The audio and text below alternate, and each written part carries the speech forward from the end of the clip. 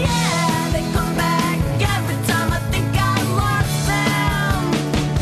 Oh yeah, yeah, yeah, I got skeletons in my... There's a quirky, cool new internet show. We have the fashionably late, gorgeous CynDi DaWSoN in the house right now. She's always IP-15 with me, though. I know. I know. I can't help it. The one time I saw it, I never realized it until I did, and then once I realized it, I can never unrealize. We were at the cupping room having dinner, and out of nowhere, in the middle of your meal, you looked up at me and said, "Oh my God, you're like that genie lady." Did you see her Halloween outfit? She told me, I know. Henry was done like Major Nelson. And then I saw the pictures, and it was like, holy shit. And Henry actually had the little the clip that said Major Nelson. Wow, that's perfect. He's here. Yeah, I saw him just like, because I didn't even see him come in. You must have did your magic because I just looked over there and there he was. And there he is. So like he has a habit of doing that wherever I am. You are a super genie. So do you have something you were gonna read for us? Oh, okay, and I'll try to do this quickly. Because I have a friend who I absolutely adore, Lee Underwood. He wrote, he not only played guitar for Tim Buckley, Jeff Buckley's dad, basically most of the years that Tim Buckley put albums out, but he also wrote the definitive biography of Tim Buckley called Blue Monday, and I promised him, I wrote a poem for him, and it's for a new book that I'm working on, and I wanted to read this and give a shout out to him, and called Poem for Lee Underwood. What your unopened chapters reveal, I am certain I have already known, yet wait for your solid voice to speak. Those doors I can only dream of entering. Your notes played in my ears, cells turned over as years passed. The present reveals what my bones only hope to grow into. Songs uncovered fell to earth's waste, synchronicity of journeys, a generation apart, yet an awakening, in friendship, in stars, in sailing all of life's magical seas. One gypsy woman, her palms to pages, fingers spanning decades, words and notes, a song to a siren, a song to a fan, awakening both the living and the dead. And that's really... So can you translate that to like yes, dumb poetry for dummies? Well, one of Tim Buckley's masterpieces, obviously, and it was covered by so many other people, was "Song to the Siren." It's an absolutely gorgeous, stunning poem. But my journey with Tim Buckley is very strange because, well, New Brunswick, remember Cheap Thrills Records? Well, I was really, really young. I was only in probably my early 20s, and they had a bin for sale $1, and I had never heard of Tim Buckley, and I just happened to pick this album out of the bin because there was a cute guy on it. I'm like, something intrigued me about his eyes, something about him, and I brought the album home, and it became one of my favorite albums. Right. But you couldn't find out anything about Tim Buckley in those days because there was nothing. Internet. Well, there was no internet, and he wasn't really like he was a star, but he became a bigger star later. He's more of a cult hero. Right. And then one day, so I became like this Tim Buckley fan, and none of my friends knew who he was. And then one day I was driving in my car, and I heard this incredible voice on the radio. And then they announced who was singing. It was Jeff Buckley. I said, that has to be his son. And it was his son. But, they both died tragically very young. Yeah. And actually, Lee Underwood is the only person who can really say that I know of. He knew them both. Right. So he knew father and son. And even father and son didn't know each other. So that's like a unique relationship to have had. Yeah. I always wanted to ask you, CynDi, that I know you knew Henry for a while too, but I mean, when you decided, people who don't know this about CynDi has been a poet for a long time. Where was that transition where you said, yeah, I would like to try to make a band? It was a difficult transition. I never said that. I said, Henry, let's work on some poetry pieces together, because I've been doing that for 20 years. People don't realize I really was a poet with a rock band, and I was doing that when you really didn't have a lot of poets going around with a band at that time. Post Patti Smith and all that. And Henry and I would work on these pieces together, and one day he said to me, why don't you just sing them?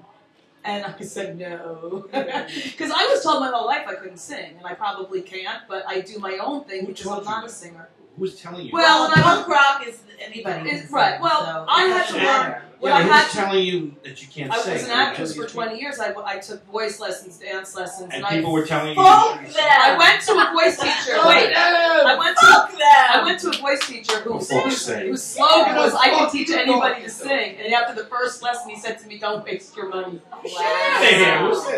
Well, you have to understand that most of these acting teachers are all frustrated. Well, that's also, you know, I love when, I hate that I'm using this as a comparison, but I know like 2 people that were given like 3 to 6 months to live, and now it's 3 years later. You know, it's like, you know, it's a little different than why do you do that? Bad insurance. Well, no, it's like what now? Like 3 years later, they're fine. You know, I think what I had to learn to do. And really, my first few attempts to sing, and then we brought Maddie, and you know, Maddie was on the first CD. But my first attempts to sing, I would say, "Henry, turn around, don't look at me." I wouldn't let him look at me. And if he turned around while I was singing, I'd say, "See, you're doing that again. Don't look at me." Yeah. I had to realize that I wasn't a singer like a Broadway, you know, Mariah Carey. Yeah. And I had to I couldn't have Find anybody your own else. voice. Yeah. Yeah, I had to find my own style that just suited and me. it worked so well. But Donna Summer, I don't know if you know, like when she was in the studio, she would make everybody leave and turn the lights out, like to do "Love to Love So You, it's Baby." kind of nuts. Have an orgasm. Yeah, she needed it. Well, that's different, Steve. That's, you know, let's have a good time on your own.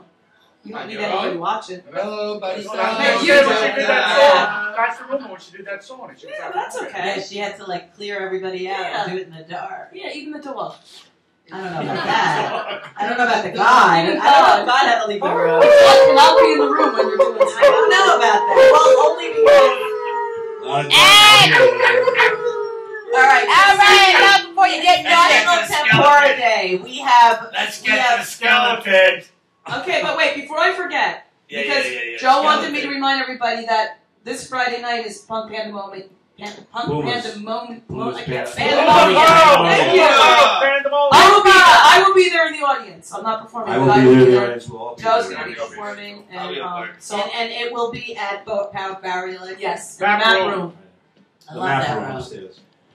Map room. Alright, skeleton. The Matt skeleton. Get the Matt skeleton. Are we going right to the skeletons? Oh, they want Well, it. you're all talking about thieving and everything else, but my parents really were thieves and bookies, and my mother used to involve me. Is not a thief. Well, when you're busted for the biggest bookie ring out of Newark, That's not a thief. and you get on the front page of the Star Ledger, That's not a thief. well, they were busted for it, so I guess. So what? But that's their skeleton. Shut up! That's Wait, not were yours. they indicted, or Wait a were they minute. convicted? Oh, man. Were you? So what? Were you on the front page? I wasn't born yet. Then it's not your skeleton. You want your I wasn't finished when he interrupted me. Yeah, she was. But my mother used to involve me in a lot of her shoplifting schemes when I was growing up. So I was an accomplice because I had certain roles I had to play and things I had to do so she could accomplish her missions. And like, what was the best thing she ever got? The best. My mother was really beautiful. My mother was like a Marilyn Monroe type, and No surprise. no, there. she really was. And Your mother was Fagin? shut up. You've got to pick up pockets. And so my mother went in.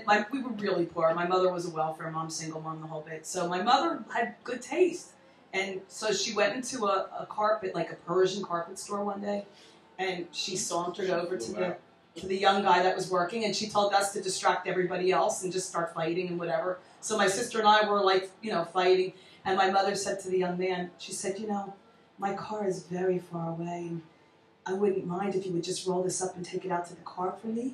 And the guy rolls up the carpet, takes it out to the car. My mother had never paid for it. Oh my God. So, I mean, That's she not did. your skeleton.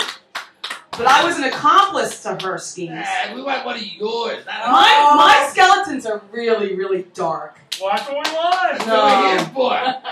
Now you come here to Opening up a can of worms. You don't want to open up that can of worms. She has a child that watches the internet. That's right. I'll give you a good one. My daughter, she lives in San Francisco. Yes.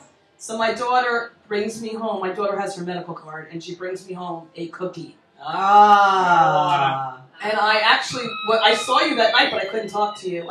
You were too stoned. I said, I'm going to try it. I've eaten, you know, in my day, I've eaten brownies and all that crap. You know, we've loved But it. it's medical marijuana. It's different. This kicked my ass so bad that Puma had to walk me to the girls' room at the sidewalk. I said, Puma, the whole room's slanted. I can't walk. I was never, I've done a lot of stuff in my life, but that was... And this is what they're serving to our children. I almost cried for my mother. And my mother's been dead a long time. I mean, that, but... So that's, I don't know, is that a good skeleton? Is that good enough for you? I'm going to do one because nobody goes for one. Thank you. Hey. And that is the beautiful CynDi DaWSoN. And this is our last Wednesday at Otto's for a couple of weeks. Oh, I have to tell you that HaPPy said hello to you because he said make sure I tell Ru that. Thank you. Hello. Say hello back. Hi, HaPPy. And Matt, thank you so much for being the WhO on the day that the newlywed Easiest job in the world. on the day that the newlywed game was born. In the butt! In the butt. In the butt! Yes. And Dave Fields, thank you. CynDi DaWSoN, Joe Stabnick, Odin PM Edition, Steve Krebs, Jerry Bisco, Ricky Pips, Hoop, you saved the day, Hoop, and Carolyn. Carolyn's late. Carolyn Stewart. Clean up the And mess. Otto's. my fault. We cannot wait to come back on supposedly January 28th. We will be back at Otto's. What are we Hopefully, doing in the meantime? hopefully the surgery will go well and it will be on time. What are we In doing the meantime, we will be at Bunga's Den, Bunga's the dead! other end of Bunga's 14th Street. And that's always our home away from home, away from home. Yes, it is. And Happy New Year, everybody! Happy New Year! Happy ReW May all your dreams happen! Yeah. Mine too! 90. Yeah. Yeah, where we going? Stars and living legends too. It's a life, fun time, and full of surprises. It's a place to get your 15 minutes of fame. Let me tell you, keeping it real, keeping it real. Uh-huh.